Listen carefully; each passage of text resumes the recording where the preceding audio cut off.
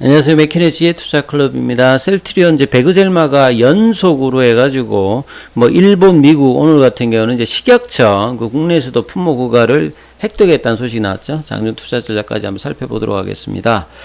자, 유럽에 이제 8월 달에 EC에서 최종적인 결정을 받고 그 다음에 영국에서도 이 의약품 규제 당국에서 허가를 판매 허가를 받았고요. 그 이번 주 들어서는 이제 일본 그 다음에 어제 미국, 오늘은 이제 국내에서도 베그젤마의 판매 허가를 획득했다는 소식입니다. 그래서 계속 이제 이런 호재가 나오면서 시장 반등과 더불어서 이제 17만원권 회복이 되면서 이제 본래 이제 18만원 밑에는 조금 이제 저평가 영역이거든요. 그러니까 이 부분들 이제 회복이 시장과 더불어서 어떻게 이제 좀 나오느냐가 가장 중요하겠죠. 이제 주반까지 보면, 내일까지 본다면. 자, 베그젤마는 이제 국내에서 오리지널 의약품에 이제 승인된, 그러니까, 이, 아바스틴과 이제 적응증이 거의 뭐 동일한 수준, 풀레벨 정도로, 이 전이선 직결장염, 암, 뭐 비소세포 폐암이라든지 상피성 난소암 이런 부분에 이제 판매가 이제 가능하게 된 부분이죠. 그래서 이 오리지널 이제 그 아바스틴을 가지고 있는 로슈의 이제 제넨텍과 이제 글로벌 특허 합의를 마치고 출시를 해서 사전 작업을 마무리 지었다 이런 어떤 부분까지 좀 나와 있죠. 그래서 셀트리온은 최근에 유럽, 영국, 일본, 미국 국내에서도 이렇게 품목 허가를 획득했기 때문에요. 이게 전체 시장이 요즘은 달러가 올라갔기 때문에 달러로 환산하면 뭐 9조가 넘기도 이제 하는데요. 거의 이제 8, 9조 정도에 되는데 제일 큰 시장이 미국, 그 다음에 뭐 단일 국가로 뭐 일본, 국내에도 이제 한 1000억대 정도면 이렇게 작은 시장은 아니에요. 그죠? 그래서 베그젤마 품목 허가를 통해서 국내 기존에 출시되었던 셀트리온 같은 경우는 항암제 라인이 이제 뭐 이 바이오시밀러로 트룩시마가 있죠. 유방암 쪽에 허주마여서 세 번째 이제 항암 항체 바이오시밀러를 확보하고 있습니다. 그래서 유럽에 이제 6개, 미국 쪽에 4개, 이렇게 지금 출시가 되어 있는데요. 이런 어떤 이제 강력한 포트폴리오 이야기가 나왔고, 이제 바이오리더스 클럽의 이제 셀트리온의 전반적인 어떤 이야기를 할 때 이제 여기서 좀 중요하게 생각해야 되는 게, 내후년도에 이제 항암 신약 관련되는 임상을 이제 돌입하겠다. 이제 강력하게 이제 사실은 신약에 관련되는 부분에 대해서 셀트리온이 이제 바이오시밀러로 이제 계속 가는 게 아니라 여기는 이제 캐시카우 형태의 중심으로 하면서 결국은 이제 신약 회사로의 어떤 진입을 지금 굉장히 이제 구체화를 시키고 있는 것 같습니다. 2024년까지 임상에 진입을 한다. 예, 항암 신약 개발을 위한 후보 물질을 선별해 가지고 이제 2년 뒤면 신약에 들어가는데 여기에서 이제 타켓이 되고 있는 것은 이 면역 항암제입니다. 이제 지금 이제 신약으로 준비하는 여러 가지 이제 그 지분 투자라든지 계약 관련되는 부분에 되면 ADC 관련되는 부분은 계속 이제 나왔던 부분이고요. 최근에 이중항체 그리고 이제 국내 이제 뭐 고바이오렉과 하는 이제 마이크로바이옴 그 다음에 그 미국 쪽하고 이제 같이 이제 개발하고 있는 mRNA 예. 이런 어떤 부분들 하고 있었는데 이제 면역 항암제가 사실은 이 항암제 시장에서도 가장 이제 뭐 지금 규모가 크고 셀트리온이 이제 주로 이제 타켓을 했던 그 바이오시밀러에서 항암제는 이제 표적 항암제라고 이제 2차죠. 원래 이제 1차 항암제가 이제 세포독성 항암제고 2차가 이제 표적 항암제고 세 번째가 이제 면역 항암제죠. 대표적으로 면역감염 억제에 대해서 잘 알고 계시는 뭐 키투르다라든지 옵디보, 여보이 이런 어떤 부분들 자체가 시장이 최근에 이제 그 유플라이마가 타켓되고 있는 휴미라보다도 향후에 이제 그 키투르다가 시장 규모가 더 커질 걸로 예상되기 때문에 그러한 부분들을 앞서서 이제 면역 항암제 관련되는 부분들을 신약 개발 물질로 일단 낙점을 했다. 요렇게 요 부분 상당히 좀 의미가 있는 부분이고요. 그리고 키투르다 관련되는 부분에 바이오시밀러도 이제 개발을 하고 있다. 이런 어떤 내부적인 기사들은 여러 개 나왔죠. 그래서 이 항체 발굴에 특화되어 있는 CRO 업체와 협력해 가지고 2024년도에 임상 개시를 목표로 해서 지금 이제 신규 항체 파이프라인을 개발하고 있다고 합니다. 그리고 면역 항암제 분야를 첫 신약으로 개발하고 선전했고 향후에는 이제 바이오시밀러 이제 파이프라인과 병용을 통해서 이렇게 표준 치료법을 제시하는 것들도 목적이다. 그래서 시너지 효과를 신약을 개발해도 면역 항암제를 개발하면 기존에 이제 표적 항암제 관련되는 부분에 항체 관련되는 부분하고 이 병용으로 새로운 어떤 이제 표준 치료법을 제시하는 것들을 해서 시너지를 내겠다 이렇게 보여지죠.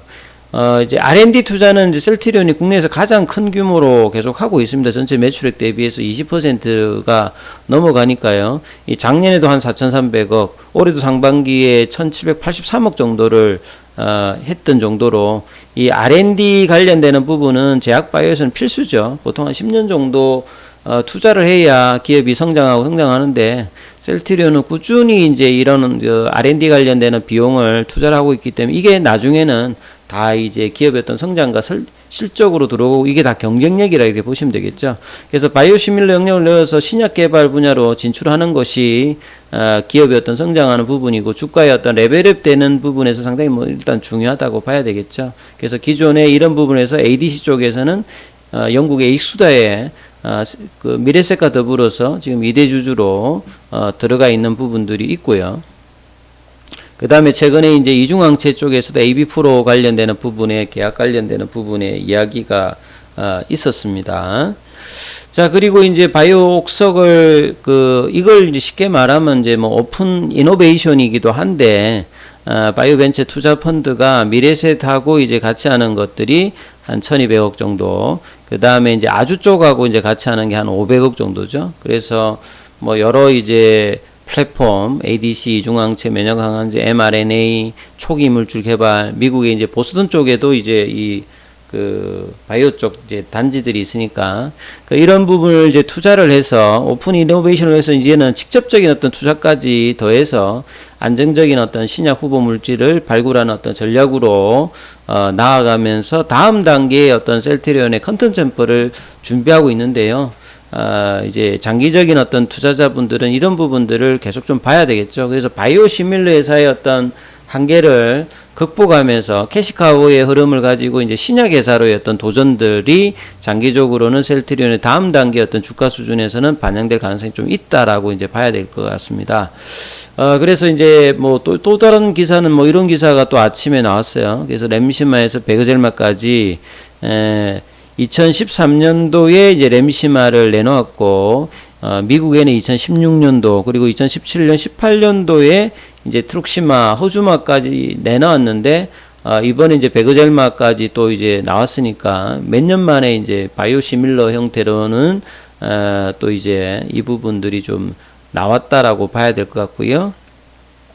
그 다음에 이제 2020년도에 이제 램시마 SC 제형, 그 다음에 이제 작년도에 휴미라 관련되는 바이오시밀러 유플라이마 관련되는 부분까지 유럽에 판매하면서 미국은 이제 2016년도부터 이제 진출하면서 끊임없이 유럽에서 6종, 미국에서는 4종 정도. 그리고 이제 3분기 실적도 어제 제가 뭐 말씀드렸습니다만 FN 가이드 기준을 보면 3분기 실적이 이제 작년 전기 대비해서는 늘어요. 근데 이제 2분기보다는 조금 이제 줄고 영업이익이나 당기 순이익 같은 경우에는 이제 조금 이제 느는데 매출단이 좀 줄고 그럼에도 불구하고 전반적으로 뭐 나쁘지 않은 어떤 펀더멘탈을 계속 이제 유지해 준다 이런 이야기 좀 드렸고요. 그 다음에 이제 뭐 기사를 보시게 되면 바이오시밀러 관련해서 셀트리온이 이제 램시마가 앞서 보였듯이 유럽에서 2013년도, 미국에서는 2016년도, 램시마 SC 같은 경우는 2019년도, 요거 이제 미국에서는 내년도에 이제 허가 관련되는 부분 기대를 하고 있어요. 그 다음에 트룩시마 같은 경우는 2017년도, 미국에서는 2018년도, 허주마는 2018년도, 2018년도에 이제 들어갔는데 상대적으로 이제 램시마, 트룩시마보다는 좀 부진한 흐름인데 이게 일본 쪽에서는 점유율이 한 50% 좀 그나마 차지하고 있죠. 그 다음에 이번에 이제 베그젤마 관련되는 부분들도 유럽에서는 8월달, 자 미국 관련되는 부분들도 연내했는데 이제 일단 9월달에 승인을 받았기 때문에 이 부분들이 이제 매출단에 올해 내년에 한 1,000억 정도 좀 기대를 하는 어떤 내용들이 있습니다. 그래서 이런 부분들이 이제 주가에 이제 어떻게 좀 반영했는지를 좀 한번 살펴보면요. 셀트리온이 어제 이제 173,500원까지 하다가 이제 10시 넘어서 주가 시장이 이제 빠지면서 다시 내려왔지 않습니까? 오늘 이제 개법이 되어서 지금 21선 부근 가격이 이제 볼린저 밴드 중심선 가격이 이제 21선이니까 거기가 17만 원대 중반이죠. 예, 17만 원대 중반인데 지금 17만 원대 초반 정도 가격의 형성이 되면서 아직 거기를 넘어가지는 못했는데요. 자, 거래량이 좀 들어오면서 가야 되는 어떤 흐름이고, 최근에 이제 주가가 좀 반등이 나오면서 이제 주가 하락을 하면서 ADX표가 강하게 조금 이제 좀 올라왔는데요. 이 부분들이 좀 반등이 나오면 좀 꺾이고 있죠. 그래서 이제 이 반등이 조금 나타나는 흐름들을 지금 이야기를 하고 있고, 여전히 8월 말부터 9월 달까지 꾸준히 이제 슬로우 스토캐스틱 같은 경우는 침체존에 있는 부분입니다. 그래서 외국인은 그동안에 18만원 밑단에서는 싸다는 영역으로 이제 매수를 계속했고요.